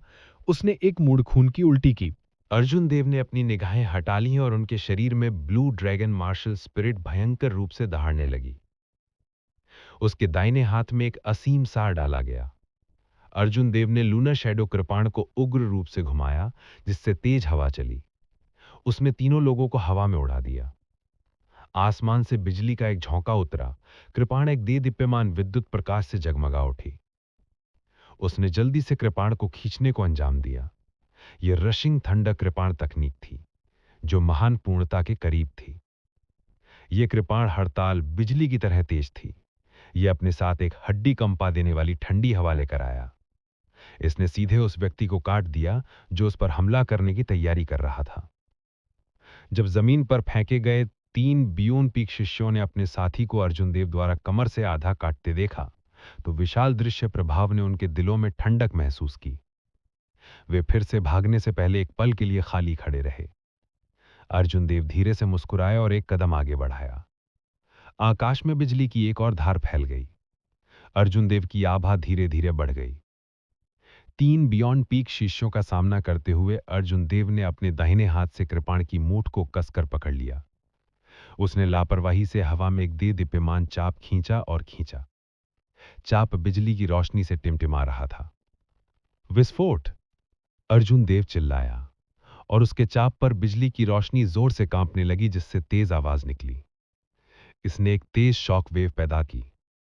हवा बहते पानी की तरह फट गई और तीनों लोगों को तुरंत वापस खटखटा दिया गया। पीछे से कदमों की आहट आई। बाकी के 3 लोगों ने पहले ही उसे पीछे से घेर लिया था। अर्जुन देव ने उन्हें नजरअंदाज किया। बिजली के एक झटके के साथ उसका शरीर आकाश में उड़ गया। इस रशिंग हेवन चॉप को अर्जुन देव ने पहले ही पूर्णता के लिए निष्पादित किया था। उसका शरीर स्पेस के माध्यम से फाड़ रहा था, क्योंकि वह प्रकाश की किरण की तरह आकाश में फैल गया। इंद्रधनुषी प्रकाश पलक झपकने में गायब हो गया। काफी दूर जाने के बाद एक जोरदार धमाका हुआ। एक कल्टीवेटर का शरीर छेद दिया गया, जो टुकड़ों में फट गया। हवा में मंडराते हुए अर्जुन देव का शरीर अजीब तरह से हवा में रुक गया। उसके पीछे गड़गड़ाहट जारी रही। ध्वनि तरंगों ने आसपास के वातावरण को हिलाकर रख दिया, जिससे घने जंगल में पत्ते गिरने लगे। क्योंकि वह विचलित होने से डरता था, कन्हैया मेहरा पक्ष में लड़ाई पर ध्यान नहीं दे रहा था। अब जबकि अर्जुन देव ने इतना बड़ा हंगामा मचा दिया था, तो उनके पास देखने के अलावा कोई चारा नहीं था। अंत में कन्हैया मेहरा डर से पीला पड़ गया। मूल रूप से उसने सोचा था कि वह आसानी से अर्जुन देव को मार सकता है। हालांकि वह पहले ही 3 बियॉन्ड पीक शिष्यों को मार चुका था। इसके अलावा उन्होंने ऊपरी हाथ पकड़ लिया। अर्जुन देव की ताकत पर सुमेर वर्मा और चंचल हैरान थे। उन्होंने जल्दी से कन्हैया मेहरा को देरी की, जिससे वह मदद करने से बच गया। उन तीनों के बीच की लड़ाई और भी तीव्र हो गई। कन्हैया मेहरा बहुत चिंतित था। उसके हमले भारी से भारी हो गए, जिससे वह दोनों पीछे हटने के लिए मजबूर हो गए। हालांकि चंचल ने जब अपनी असली ताकत का इस्तेमाल किया, तो उन दोनों को कन्हैया मेहरा के हमलों को रोकने में कोई समस्या नहीं हुई। रशिंग थंडर चॉप, अर्जुन देव चिल्लाया, और उसके कृपाण ने एक उज्ज्वल चमक दी। यह आसमान से गिरने वाली बिजली की तरह थी। अर्जुन देव एक बियॉन्ड पीक शिष्य के सिर पर उतरे। लूना शैडो कृपाण जल्दी से कट गई और एक का ध्वनि सुनाई दी। जिस स्पिरिट वेपन को व्यक्ति ब्लॉक करता था, वह तुरंत आधे में विभाजित हो गया था। लूनर शैडो कृपाण रुकता ही रहा, जबकि वह नीचे उतरता रहा। उस व्यक्ति को सिर से पैर तक आधा काट दिया। बगल में बैठे 2 लोगों को देखकर अर्जुन देव बिल्कुल नहीं रुके। उनकी क्रियाएं बहते पानी की तरह थीं, जब उन्होंने स्थिति का फायदा उठाते हुए rushing thunder second chain chop को अंजाम दिया। अर्जुन देव की आभा अपने चरम पर पहुंच गई। अब उसने जो भावना दी, वह गरज के देवता की तरह थी। Rushing thunder second chain chop, जिसे उसने 4 चालों के लिए ऊर्जा एकत्रित की थी, को निष्पादित किया गया। कृपाण में निहित बल अपने चरम पर पहुंच गया। इसकी गति भी अपने चरम पर थी, जिससे किसी के लिए भी इसे रोकना संभव था। श्वाह! बगल में बैठे दोनों लोगों को साफ साफ 2 हिस्सों में काट दिया गया। ब्लेड पर टिमटिमाती बिजली की रोशनी ने दोनों शमों को बिजली के झटके से काला कर दिया। अभी भी 3 बाकी हैं। अर्जुन देव ने अपनी कृपाण वापस ली और सीधे खड़े हो गए। उसके शरीर की आभा धीरे धीरे गायब हो गई। इस समय तीनों लोग पहले ही अपनी बुद्धि से डर गए थे। वे भागना चाहते थे, लेकिन हिम्मत नहीं कर पाए। उन्हें डर था कि कन्हैया मेहरा बाद में उनके साथ हिसाब बराबर कर लेंगे। अगर ऐसा हुआ तो उनके पास बियून पीक में अच्छा समय नहीं होगा। उसका सार लगभग समाप्त हो जाना चाहिए। डरने की कोई जरूरत नहीं है। उन तीनों ने एक दूसरे को सांत्वना दी और अर्जुन देव पर दौड़ पड़े। अर्जुन देव मंद मंद मुस्कुराए और उनका शरीर अचानक बहते पानी की तरह धुंधला हो गया। उनके हाथ में लूनर शैडो कृपाण 3 बात की छवियों में विभाजित हो गई और उनकी गति तुरंत दुगनी हो गई। ये 3 बहते क्लाउड इमेजेस हैं। वही इसे कैसे जानता है? यह एक गुप्त तकनीक थी, जिसे केवल बियॉन्ड पीक के सच्चे उत्तराधिकारी ही सीख सकते थे। महान पूर्णता तक पहुंचने के बाद इसमें धरती रैंक वाली मार्शल तकनीक की ताकत थी। अब जब अर्जुन देव ने इसे अंजाम दिया, तो तीनों को समझ नहीं आया। चौंक कर अर्जुन देव बहते पानी की तरह चल पड़े और उन्होंने उनमें से प्रत्येक पर एक भयानक घाव छोड़ दिया, जिससे खून बहने लगा। दिलचस्प, अर्जुन देव ने मन ही मन सोचा। उन्हें उम्मीद नहीं थी कि बैटल सेज ओरिजिन्स के चेंजिंग कैरेक्टर फॉर्मूले के साथ इसकी नकल करते समय 3 फ्लोइंग क्लाउड इमेजेस में ऐसी ताकत होगी। यह बहते पानी की तरह कोमल और शांत था, लेकिन इसमें एक उफनती नदी की गति थी। यह बिना अंत के बहता था और अपनी इच्छा के अनुसार आगे बढ़ सकता था, जिसे समझना मुश्किल था। यही 3 फ्लोइंग क्लाउड इमेजेस का सार था। 3 फ्लोइंग क्लाउड इमेजेस को निष्पादित करने के बाद अर्जुन देव को अचानक कुछ समझ में आ गया। अचानक समझ एक अद्भुत स्थिति थी, जिसे केवल खोजा जा सकता था और खोजा नहीं जा सकता था। अर्जुन देव अपने आसपास की स्थिति को पूरी तरह से भूल गए। वे 3 फ्लोइंग क्लाउड इमेजेस की स्थिति में डूबे हुए थे। बैटल सेज ओरिजिन्स के चेंजिंग कैरेक्टर फॉर्मूले के उपयोग करते हुए अर्जुन देव ने लगातार 3 फ्लोइंग क्लाउड इमेजेस का अनुकरण किया। ऐसा लग रहा था कि उसका पूरा शरीर एक छोटी बहती नदी में बदल गया है, जो लगातार बह रहा है। नदी का पानी धीरे धीरे अशांत हो गया, एक बहती नदी में बदल गया। यह आगे बढ़ा और असंख्य लहरें पैदा की। यह सही नहीं है। यह वह भावना नहीं है जो 3 फ्लोइंग क्लाउड इमेजेस चाहती है। अर्जुन देव ने सिर हिलाया और उनके फुटवर्क बदलने लगे। बहती नदी धीरे धीरे शांत हो गई, शांत समुद्री जल के कुंड में बदल गई। समुद्र की सतह पर कोई लहरें नहीं थीं, यह दर्पण की तरह चिकना था। आकाश के बादल समुद्र में तेजी से चले गए, ऐसा लग रहा था कि यहां एक और आकाश था। समुद्र के नीचे का पानी धीरे धीरे बह रहा था। पहाड़ों जितनी ऊंची विशाल चट्टानें चुपचाप पानी से नष्ट हो गईं, छोटे छोटे गड्ढों में बदल गईं। अर्जुन देव अचानक जाग गए। जब उसने अपने आसपास की ओर देखा तो वह चौंक गए बिना नहीं रह सका। वह वास्तव में बिना सोचे समझे 100 मीटर चला गया था। 3 ब्यून पीक शिष्यों को भी अर्जुन देव ने घसीटा था। उनकी त्वचा का एक भी हिस्सा ऐसा नहीं था जो सुरक्षित हो। वे अलग अलग गहराई के घामों से ढके हुए थे। वे और अधिक मरे नहीं जा सकते। अर्जुन देव जहां भी गुजरे 1 मीटर चौड़ी नाला दिखाई दी। यह ऐसा था जैसे बहता पानी उसमें से बह गया हो। यह इतना चिकना था कि कोई लहर नहीं थी। कन्हैया मेहरा ने यह सब आश्चर्य से देखा। उसकी आंखें अविश्वास से भर गईं क्योंकि वह बुदबुदाया, यह पानी की तरह पूर्णता की स्थिति है। यहां तक कि मेरे पिता भी इस अवस्था में नहीं पहुंचे हैं। कन्हैया मेहरा के विचलित होने के क्षण का फायदा उठाते हुए सुमेर वर्मा चिल्लाए और उनकी कृपाण पर कृपाण की रोशनी बढ़ गई। कृपाण की रोशनी के पास आते ही कन्हैया मेहरा को एक खतरनाक आभा महसूस हुई।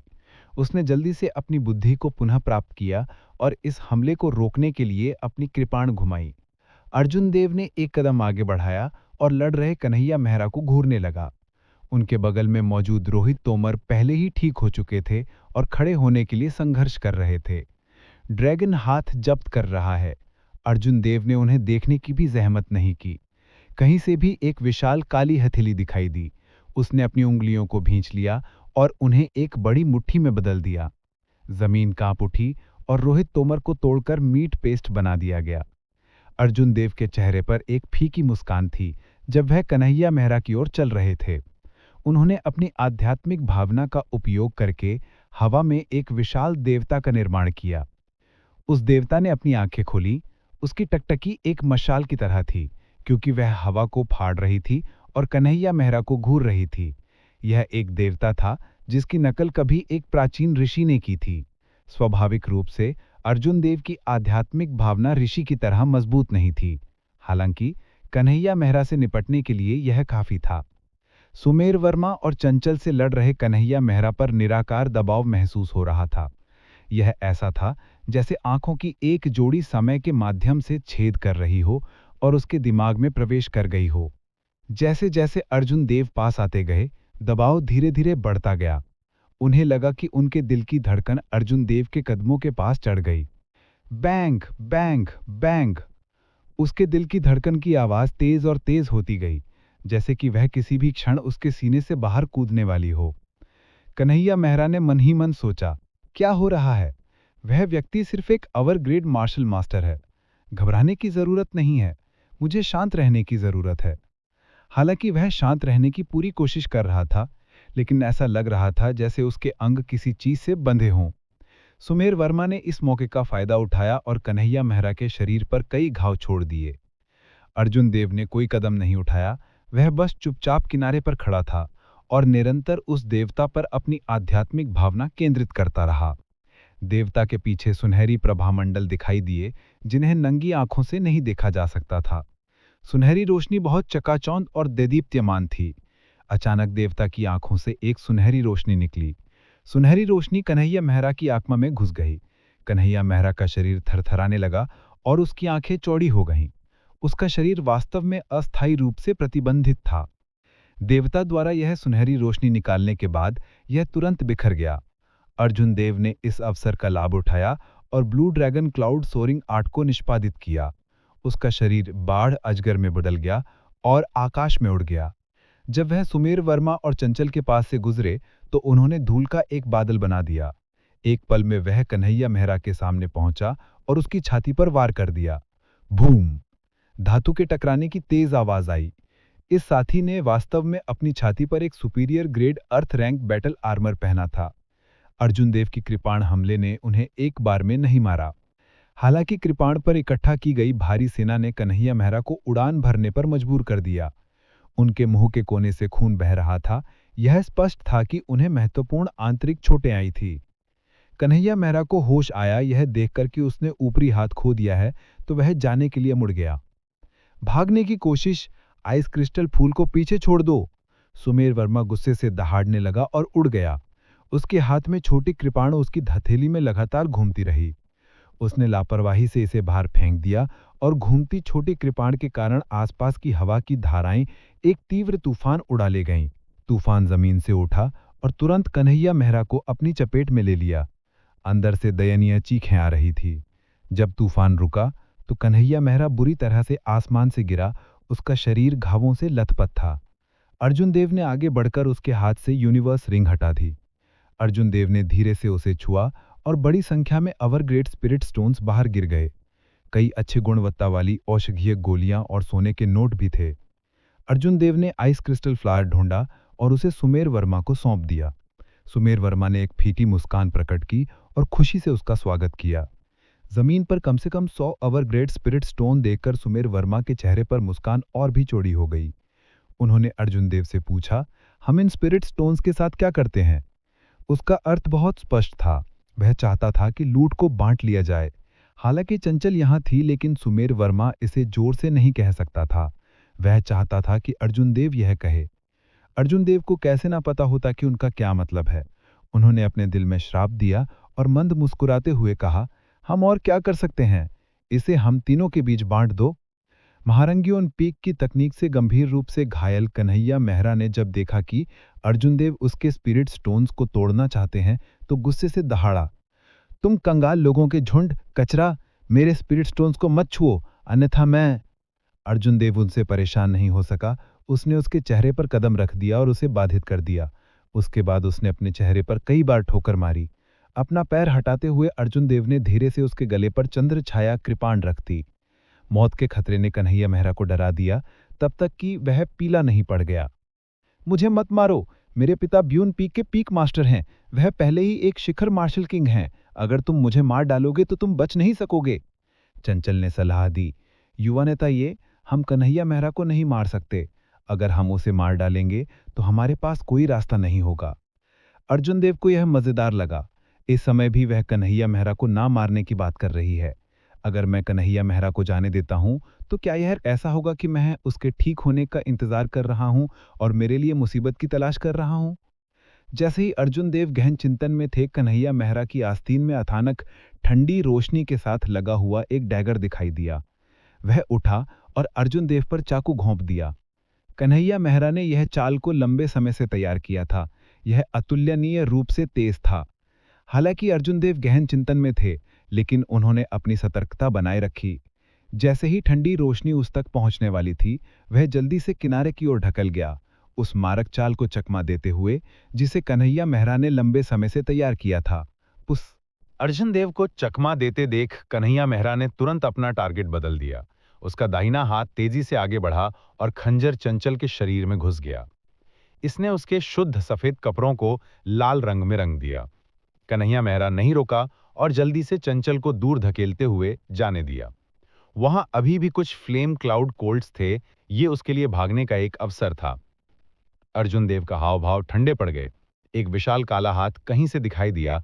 जैसे ही कन्हैया मेहरा एक फ्लेम क्लाउड कोल्ट पर चढ़ने वाला था, उसने उसे कसकर पकड़ लिया। अर्जुन देव ने अपने दाहिने हाथ से पीछे खींच लिया, जिससे कन्हैया मेहरा चिल्लाने लगा क्योंकि उसे वापस खींच लिया गया था। एक जोरदार धमाके के साथ कन्हैया मेहरा जमीन पर जोर से गिरा। अर्जुन देव ने ऊपर जाकर कन्हैया मेहरा के चेहरे पर कदम रखा, लगातार उस पर कदम रखता रहा। थोड़ी देर बाद कन्हैया मेहरा का सुंदर चेहरा बुरी तरह से क्षत विक्षत हो गया। वो दर्द से कराहा उठा, मुझे मत मारो। अर्जुन देव उनसे परेशान नहीं हो सके। लूनर शैडो कृपाण पर एक ठंडी रोशनी चमकी और उसने कन्हैया मेहरा की गर्दन काट दी। जब चंचल, जो सुमेर वर्मा की गोद में थे, ने ये देखा तो उन्होंने कमजोर स्वर में कहा, अर्जुन देव, इसे मत मारो, तुम नहीं कर सकते। क्या सभी महिलाएं इतनी संकीर्ण सोच वाली थीं? तुम लगभग मर ही गए हो, फिर भी तुम कहते हो मुझे मत मारो। अर्जुन देव मन ही मन ठंडे स्वर में मुस्कुराया। वो एक पल के लिए रुका, तब काटने से पहले। स्वर्गीय कृपाण मंडप के प्रत्येक सच्चे उत्तराधिकारी के पास मुख्य हॉल में संग्रहित की का एक निशान होता है।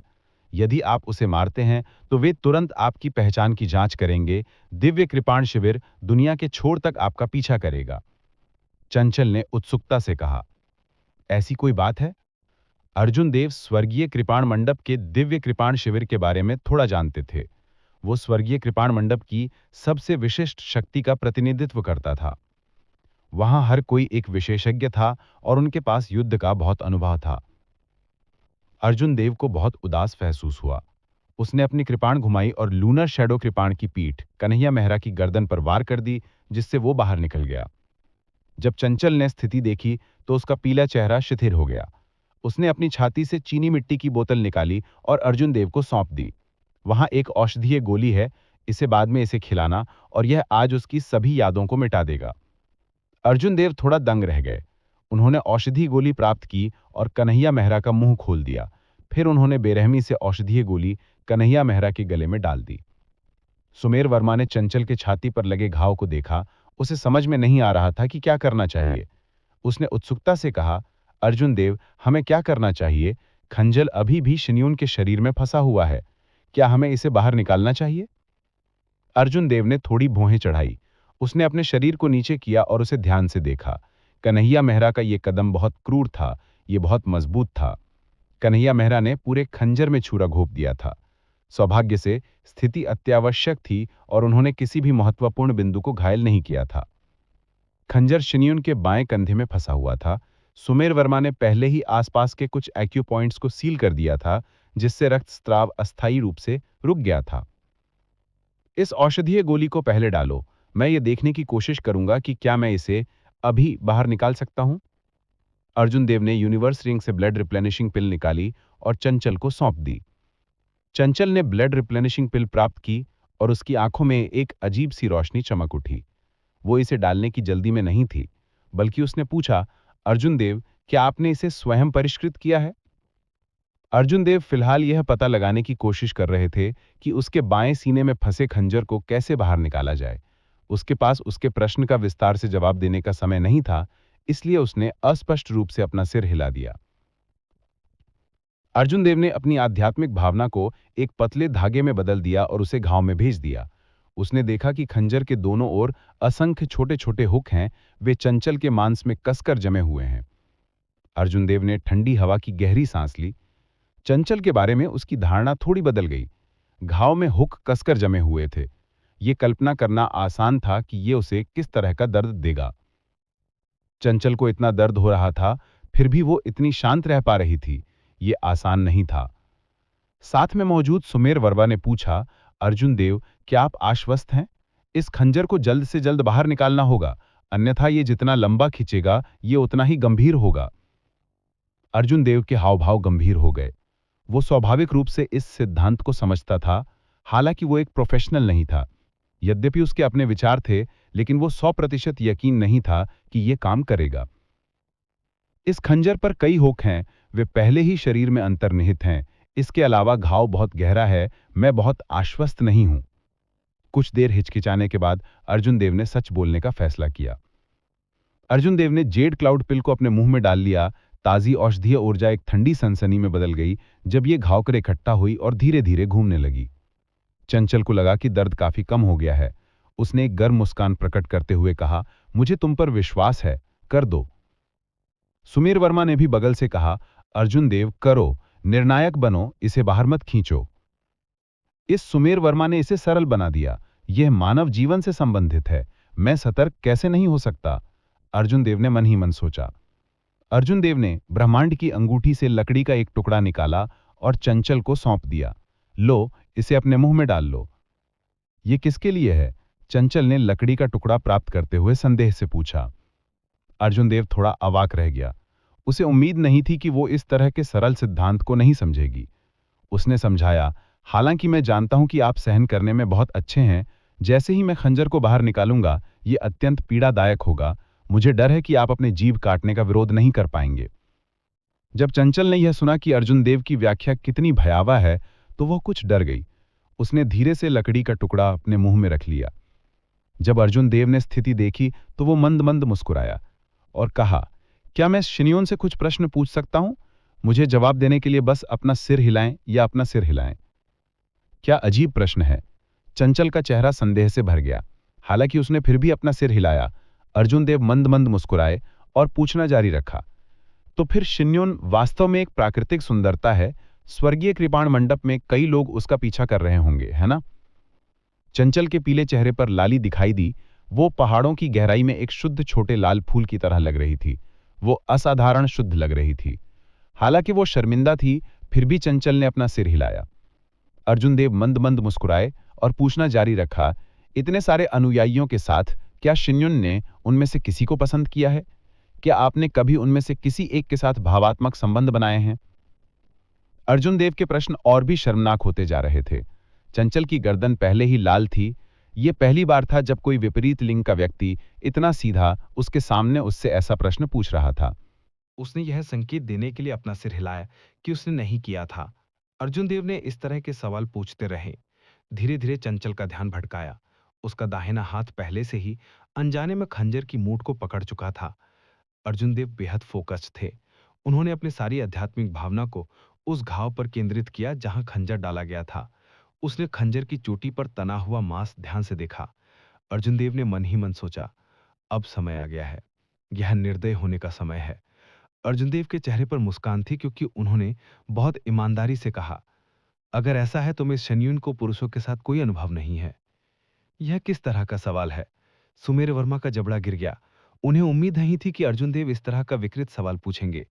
चंचल का दिमाग भी खाली हो गया और अर्जुन देव को घूरते ही उसकी आंखों में गुस्सा प्रकट हो गया। यह ऐसा था जैसे वह उसे 1000 टुकड़ों में काटना चाहती थी। हालांकि अर्जुन देव उससे परेशान नहीं हो सकते। जैसे ही उसने सवाल पूछा, उसने अपना सारा ध्यान घाव पर केंद्रित कर दिया। उसने विचलित होने की हिम्मत नहीं की। अर्जुन देव की आध्यात्मिक भावना चंचल की भावनाओं में तेजी से उतार चढ़ाव महसूस कर सकती है। खंजर के बार पर मांस तेजी से सिकोड़ने लगा। श्रुआ। अर्जुन देव ने इस मौके का फायदा उठाया। जब खंजर का बार पूरी तरह से निचोड़ लिया गया तो उसने निर्णायक रूप से खंजर को बाहर निकाल दिया। अर्जुन देव के चेहरे पर खून की बौछार फूट पड़ी। अर्जुन देव ने घाव के सामने के एक्यू पॉइंट्स को जल्दी से दबाया। तभी खून निकलना बंद हुआ। चिकने खंजर को देखते हुए खून के अलावा उस पर कोई मांस नहीं था। अर्जुन देव संतुष्टि से मुस्कुरा दिए। चंचल ने अभी तक अपनी बुद्धि संभाली नहीं थी।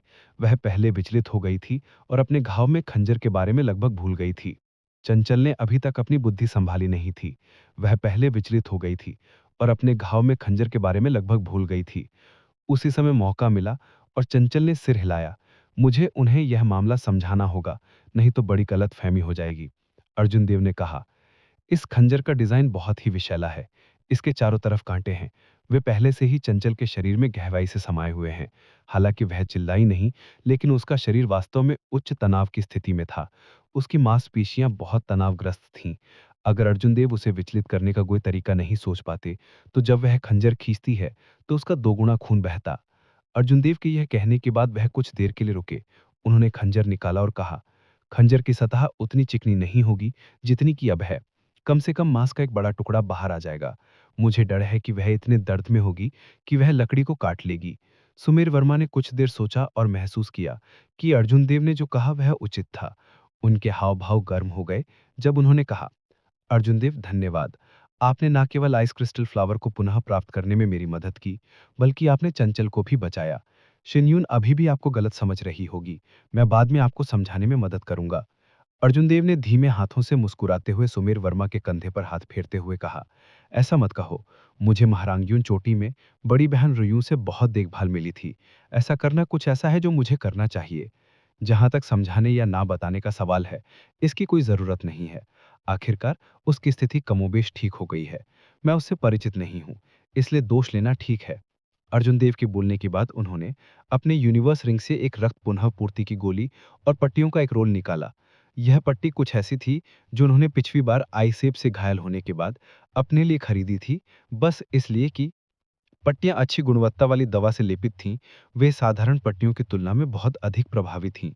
अर्जुनदेव ने सुमेर वर्मा को पट्टियां और औषधीय गोलियां देते हुए कहा, जाओ और उसके घावों पर पट्टी बांधो। सुमेर वर्मा ने पट्टियां और औषधीय गोलियां प्राप्त की और चंचल के चारों ओर कई बार इशारा किया। हालांकि वह नहीं जानता था कि यह कैसे करना है। कुछ देर बाद उन्होंने लाल चेहरे के साथ कहा, भाई अर्जुन देव, आपको यह करना चाहिए। मुझे वास्तव में इसका कोई अनुभव नहीं है। अरे, तुमने मुझे और अधिक निर्णायक बनने के लिए कहा। अब जब तुम्हारी बारी है तो तुम कंधे उचका रहे हो। अर्जुन देव ने बेबसी से कहा, क्या तुम उसका पीछा नहीं कर रहे हो? यह दिखावा करने का इतना अच्छा अवसर है, फिर भी तुम इसे मुझे दे रहे हो। क्या तुम मुझसे मजाक कर रहे हो? सुमीर वर्मा ने हिचकिचाते हुए कहा, पुरुषों और महिलाओं को एक दूसरे को नहीं छूना चाहिए। मुझे डर है कि जब जिन्यून उठेगी तो वह मुझे दोषी ठहराएगी। आमतौर पर सुमेर वर्मा बहुत लापरवाह थे। अब वह इस तरह का व्यवहार कर रहा था। अर्जुन देव ने अपने हृदय में अधीरता महसूस की। उसने औषधीय गोलियां और पट्टियां वापस ले लीं। शीला। यह पहली बार नहीं था जब अर्जुन देव ने ऐसा किया था। वह इस प्रक्रिया से बहुत परिचित थे। एक पल में उन्होंने चंचल के घाव के चारों ओर कपड़ों की एक लंबी पट्टी फाड़ दी। बर्फ जैसी सफेद त्वचा का एक बड़ा पैच सामने आया। अर्जुन देव ने बहुत पहले ही अपनी मानसिक दृढ़ता को प्रशिक्षित कर लिया था। उसने एक रक्त पुनः पूर्ति की गोली निकाली और उसे त्वचा पर लगाने से पहले कुचल दिया। फिर उसने चंचल का हाथ उठाया और पट्टी बांध दी। हो गया। पट्टी बांधने के बाद अर्जुन देव उठकर बेहोशी से बोले। यह सब करने के बाद अर्जुन देव ने युद्ध के लूट का सामान इकट्ठा करना शुरू कर दिया। उन्हें वास्तव में रोहित तोमर के शरीर पर 50 अवरग्रिड स्पिरिट स्टोन मिले। 7 बियोनपिक शिष्यों के निशद्र स्पिरिट स्टोन के अलावा अर्जुन देव के पास कुल 200 से अधिक निम्न स्तरीय स्पिरिट स्टोन थे। जब अर्जुन देव कन्हैया मेहरा की यूनिवर्स रिंग की सफाई कर रहे थे तो कुछ मेडिकल पिल्स और स्पिरिट स्टोन्स के अलावा उन्होंने अप्रत्याशित रूप से 3 फ्लोइंग क्लाउड इमेजेस की मार्शल टेक्निक की खोज की। अर्जुन देव ने स्पिरिट स्टोन्स का आधा हिस्सा सुमीर वर्मा को दे दिया। हालांकि सुमीर वर्मा ने इसे लेने पर जोर दिया। उन्होंने कहा कि वह पहले से ही आइस क्रिस्टल फूल से बहुत संतुष्ट हैं। इसके अलावा इन सभी लोगों को अर्जुन देव ने मार डाला था। उसके लिए और अधिक स्पिरिट स्टोन लेना उचित नहीं था। अर्जुन देव असहाय थे। उन्होंने प्रतीकात्मक रूप से उन्हें 10 स्पिरिट स्टोन लिए, इससे पहले कि सुमीर वर्मा इसे लेने के लिए तैयार हो। इसके बाद अर्जुन देव ने युद्ध के मैदान की सफाई शुरू कर दी। उन्होंने जमीन पर पड़ी सभी लाशों को अपने पर्पल थंडर ट्रू फायर से जला दिया। जब अर्जुन देव ने कुछ दूरी पर फ्लेम क्लाउड कोल्ड्स को देखा तो देखा कि यह स्पिरिट बीस्ट बिखरे नहीं थे। अर्जुन देव को डर था कि कहीं वे अपने पीछे कुछ निशान ना छोड़ गए हों, इसलिए वह केवल इन सभी बहुमूल्य फ्लेम क्लाउड कोर्स को मार सकता था। जमीन पर बेहोश कन्हैया मेहरा को देखने के बाद अर्जुन देव ने घृणा का भाव प्रकट किया। उसने उसे लात मारी और उसे किनारे के पेड़ की एक शाखा से लटका दिया। यह सब करने के बाद अर्जुन देव सुमेर वर्मा के पास गए और कहा, चंचल को उन जड़ी बूटियों को चुनने की जरूरत है। बर्बाद करने का समय नहीं है। मैं उन्हें चुनने में उसकी मदद करूंगा। जब वह जाग जाएगी तो हम तुरंत चले जाएंगे। सुमेर वर्मा ने कुछ देर सोचा और कहा, मुझे बहुत स्पष्ट रूप से याद नहीं है। उसने केवल सोचा कि मैंने इसे एक बार कहा था। Ice crystal herb, hidden Frost flower, Frost fruit और पर्पल स्नो लोटस लग रहा था।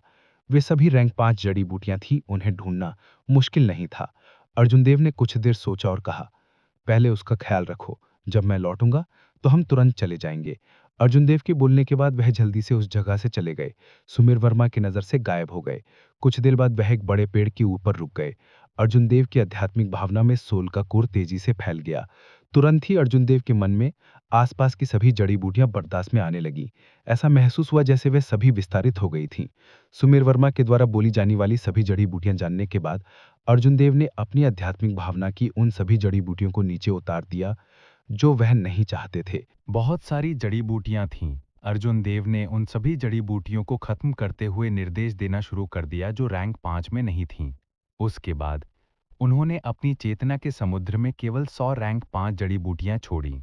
इस तरह उन्हें ढूंढना बहुत आसान हो जाएगा। अर्जुन देव ने अपनी आंखें खोली और एक फीकी मुस्कान प्रकट की। वह पहले ही पता लगा चुका था कि आइस हार्ड ग्रास कहाँ वितरित किया गया था। उस क्षेत्र में रैंक 4 स्पिरिट बीस्ट्स थे, फ्रॉस्ट स्नेक। अर्जुन देव ने कुछ देर सोचा और एक प्रतिवाद किया। यह सिर्फ एक रैंक 4 स्पिरिट बीस्ट था। इस पर बहुत अधिक प्रयास करने की आवश्यकता नहीं थी। दूसरी तरफ जब अर्जुन देव जड़ी बूटियों को लेने की पूरी कोशिश कर रहे थे तो चंचल उम्मीद से पहले जाग गई। इसका मुख्य कारण यह था कि अर्जुन देव ने चंचल की ताकत को कम करके आंका था। इसके अलावा क्योंकि उसका शरीर बहुत कमजोर था, उसने एक भारी झटका नहीं दिया। चंचल धीरे धीरे जागा। उसे चक्कर और चक्कर आ रहे थे। काफी देर बाद वह धीरे धीरे उठी। उसने अपनी छाती पर पट्टियों को देखा। उसका सुंदर चेहरा तुरंत लाल हो गया। उसने सुमेर वर्मा से कहा, सुमेर, मेरे कपड़े किसने फाड़ दिए? सुमेर वर्मा चौंक गया। उसे डर था कि चंचल उसे गलत समझ लेगा। उसने जल्दी से खुद को दूर कर लिया। यह भाई अर्जुन देव ही थे जिन्होंने इसे आपके लिए बांधा था। मैं इसमें बहुत अच्छा नहीं हूं। चंचल ने बैठने के लिए संघर्ष करते हुए एक उदास अभिव्यक्ति प्रकट की। वह एक पेड़ के सहारे झुक गई और बोली, यह अर्जुन देव, मैंने मूल रूप से सोचा था कि वह सिर्फ एक सहज बात करने वाला था। मुझे उम्मीद नहीं थी कि वह इतना लंपट होगा। उसे औचित्य या सम्मान की परवाह नहीं है। कोई आश्चर्य नहीं कि सीनियर सिस्टर लेंग ने उसे एक के रूप में डांटा। सुमेर वर्मा को मन ही मन शर्म आई। यह देखकर कि स्थिति नियंत्रण से बाहर हो रही थी, उसने जल्दी से वही दोहराया जो अर्जुन देव ने चंचल को समझाया था। चंचल ने यह सुनने के बाद उसने बहुत देर तक इसके बारे में सोचा। वह जानती थी कि अर्जुन देव ने जो कहा उसका मतलब बनता था। यह जानकर कि उसने अर्जुन देव को गलत समझा है, उसके चेहरे पर एक अजीब भाव था। हालांकि वह हार स्वीकार नहीं करना चाहती थी। उन्होंने कहा, वह इसका मतलब ये नहीं है कि वह लापरवाही से एक लड़की के कपड़े फाड़ सकता है। इसके अलावा उन्होंने इस तरह के अश्लील शब्द भी कहे। बैंग! अर्जुन देव की आकृति अचानक जमीन पर गिर पड़ी, जिससे धूल का एक बादल उठा। चंचल को जागते देखकर वह हैरान रह गया। उसने आश्चर्य से कहा, तुम कब उठे? तुम्हें कम से कम 10 घंटे सोना चाहिए, अन्यथा तुम्हारे शरीर को ठीक होने में लंबा समय लगेगा। अर्जुन देव को अचानक प्रकट होते देख चंचल का चेहरा और भी लाल हो गया। अर्जुन देव ने सुमेर वर्मा की ओर देखा और उन दोनों ने एक दूसरे की नजरों को देखा। अर्जुन देव समझ गया कि क्या हो रहा है। वह खुद को रोक नहीं सका और उसके दिल में आहें भरी। यह मामला उनकी मूल दुनिया में कुछ भी नहीं था, हालांकि यह दुनिया में बहुत परेशानी भरा था। उसने रक्त की पूर्ति करने वाली गोलियों की एक बोतल चंचल को फेंक दी और कहा, यदि तुम सोने की जिद करती हो तो इस दवा को 3 दिन तक लो। इसे मौखिक रूप से लें और इसे भारी रूप से लगाएं। इसे दिन में एक बार लें। अर्जुन देव के बोलने के बाद उन्होंने अपना हाथ लहराया और अपनी उठाई गई जड़ी बूटियों को चंचल को दे दी। उसकी दाई आंख से एक चांदी का युद्धपोत उड़ा और वह उस पर कूद पड़ा। सुमेर वर्मा ने चंचल को सहारा दिया और उनका पीछा किया। जब अर्जुन देव ने उन दोनों को सवार देखा तो उन्होंने तुरंत युद्धपोत को नियंत्रित कर लिया और ईविल विंड वैली के प्रवेश द्वार की ओर उड़ान भरी। कुछ देर बाद चंचल ने जड़ी बूटियों को आयोजित किया। उसने पाया कि वह सभी जड़ी बूटियां थीं जिनकी उसे आवश्यकता थी, एक भी लापता नहीं था। वह अर्जुन देव के पीछे चली गई और धीमी आवाज में उनका धन्यवाद किया। अर्जुन देव शर्मिंदगी से मुस्कुराए और कहा, मुझे धन्यवाद देने की कोई जरूरत नहीं है, अभी भी हम हैं। उसने अपने कार्यों के बारे में ध्यान से सोचा और महसूस किया कि वास्तव में बहुत सारी चीजें थीं जो उचित नहीं थीं। हालांकि उसकी हरकतें अच्छे इरादों से की गई थीं, लेकिन उन शब्दों को किसी लड़की से कहना अनुचित था। शायद यही कारण था कि अर्जुन देव ने जड़ी बूटियों को चुनने में उनकी मदद की थी। अंत में वह उसके लिए बनाना चाहता था। यह सही है सुमेर, क्या हमारे तीनों घोड़े ठीक हैं? अर्जुन देव ने विषय बदल दिया। सुमेर वर्मा ने कहा, वह ठीक हैं। यदि हम चले जाते हैं तो वहां के लोग हमारे लिए उनकी देखभाल करते रहेंगे। जब हमारे पास समय होगा तो हम उन्हें लेने के लिए वापस आ सकते हैं। यात्रा खामोश थी। इसके बाद अर्जुन देव ने कुछ नहीं कहा। उन्होंने चांदी के युद्धपोत को चलाया और इसकी गति को सीमा तक बढ़ा दिया। वह आकाश में उड़ता हुआ बिजली का चांदी का बोल्ट बन गया। जब वे लिंगियोन पर्वत श्रृंखला को देख सकते थे तो अर्जुन देव ने धीमा कर दिया। स्वर्गीय सेबल मंडप के ऊपर आकाश में विभिन्न आकारों के अनगिनत प्रतिबंध थे। यदि वह स्वर्गीय सेबल मंडप के युद्धपोत और स्पिरिट पेट के लिए नहीं होता तो वह नौजीवन होने पर भी अंदर नहीं घुस पाते। स्वाभाविक रूप से अर्जुन देव ऐसी गलती नहीं करेंगे। जब वह पहाड़ की तलहटी के पास पहुंचे तो उन्होंने धीरे धीरे चांदी के युद्धपोत को उतारा। फिर वह तीनों निंगियोन पर्वत श्रृंखला की ओर बढ़े। पहाड़ में प्रवेश करने के बाद सुमेर वर्मा ने चंचल को वापस भेजना चाहा। अर्जुन देव अकेले ही मचौ क्यूरिंग यॉन पीक पर लौट आए। इस समय शाम होने वाली थी। जब तक अर्जुन देव मचौ क्यूरिंग यॉन पीक पर पहुंचे तब तक रात हो चुकी थी। अर्जुन देव ने आज बहुत सारी चीजों का अनुभव किया था। वह अविश्वसनीय रूप से थका हुआ महसूस कर रहा था। अपने कमरे में घुसने के बाद वह तुरंत सो गया। आधी रात में अर्जुन देव ने अपने दरवाजे पर हिंसक दस्तक की एक श्रृंखला सुनी, जिससे अर्जुन देव जाग गया। अर्जुन देव ने अनिच्छा से अपनी आंखें खोली। दरवाजा खोलते समय उसका मूड खराब था। वह चिल्लाया, यह कौन है? क्या तुम मुझे सोने नहीं दे रहे हो? पूस ही। एक तेज हत्या क्यों ने आकाश और पृथ्वी को ढक लिया। इसने अर्जुन देव को इस हद तक चौंका दिया कि अब उसे नींद नहीं आ रही थी। वह अचानक जाग गया और जल्दी से पीछे हट गया। ठंडी रोशनी के साथ चमकती हुई एक छोटी कृपाण उसकी नाक से गुजरी। क्या तुम जाग रहे हो? क्या तुम अभी भी सोना चाहते हो? स्वाभाविक रूप से ललिता के अलावा कोई और नहीं था जो उसकी नींद को दूर करने के लिए इस तरह का साहसिक तरीका उपयोग कर सकता था। अर्जुन देव ने ललिता की ओर देखा, जिसके चेहरे पर ठंडे भाव और गंभीर भाव थे। उसने सावधानी से पूछा, बड़ी बहन रुयु, क्या हुआ? तुमने मुझे आधी रात को क्यों जगाया? ललिता की आंखें थोड़ी लाल हो गईं। उसने गुस्से से कहा, तुम्हारे पास अभी भी ऐसा कहने की गालें हैं? इतनी बड़ी बात होने के बाद तुमने लेट जाने और सोने से पहले मुझसे कुछ भी नहीं कहा। क्या तुम मुझे अपने स्वामी का सम्मान नहीं करते? अर्जुन देव ने ललिता को इतना गुस्से में पहले कभी नहीं देखा था। हालांकि अतीत में उसका स्वभाव बुरा था, लेकिन यह आज की स्थिति से अलग था। हर कहानी एक अंत तक पहुंचती है, लेकिन कुछ कहानियां दिल में बस जाती हैं। अगर दिव्य तपस्या अर्जुन देव की कहानी का ये भाग आपके दिल को छू गया हो, तो वीडियो को लाइक करें और हमारे channel Mukul the story teller को सब्सक्राइब करें ताकि अगला भाग सबसे पहले आप तक पहुंचे। और हाँ, कमेंट में ज़रूर बताइएगा कि आपको इस कहानी का ये हिस्सा कैसा लगा। आपका एक शब्द हमारे लिए नई कहानी की प्रेरणा बन जाता है।